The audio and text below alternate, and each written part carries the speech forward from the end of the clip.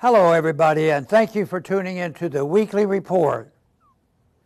The U.S. should not take over Gaza.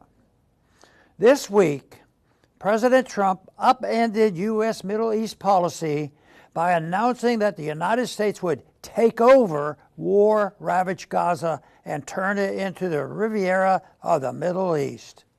President Trump also said the Palestinians living in Gaza would be temporarily relocated to Jordan or Egypt.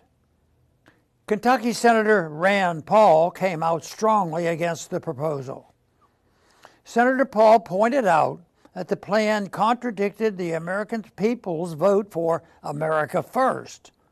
What was surprising was that South Carolina Senator Lindsey Graham expressed skepticism about sending Americans to take over Gaza.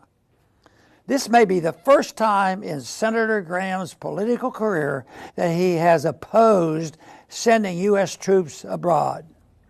Senator Graham is correct that most South Carolinians are not excited about sending Americans or U.S. tax dollars to take over Gaza. Neither are most Americans.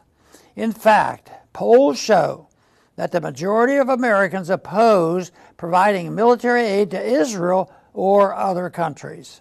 One of the best comments was made by libertarian scholar and podcaster Tom Woods.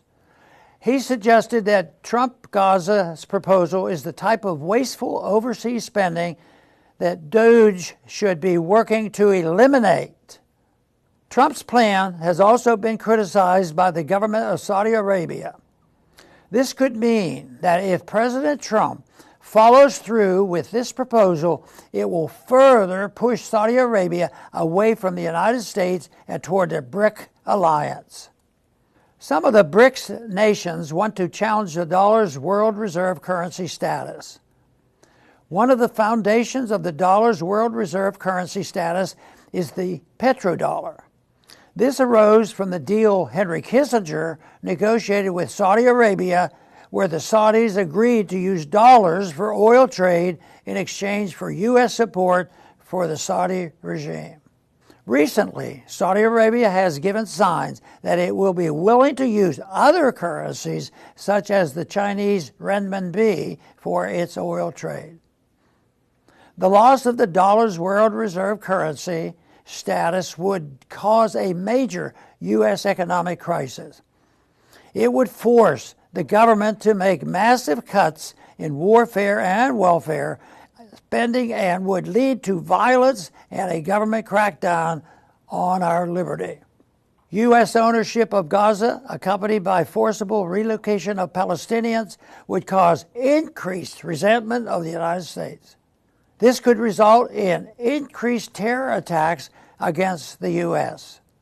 Even if a long-term U.S. occupation of Gaza went 100% according to plan, the U.S. government, which has an over $36 trillion and growing debt, cannot afford another open-ended overseas military commitment.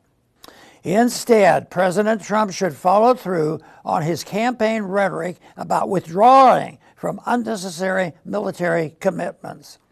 This, not tariffs, will help make America more competitive on the international economy. The best thing the United States can do to rebuild Gaza and promote peace in the Middle East is to stop funding Israel's occupation and blockade of Gaza. Instead, the U.S. should work toward peaceful relations backed by free trade with Israel and its neighbors. Thanks for listening.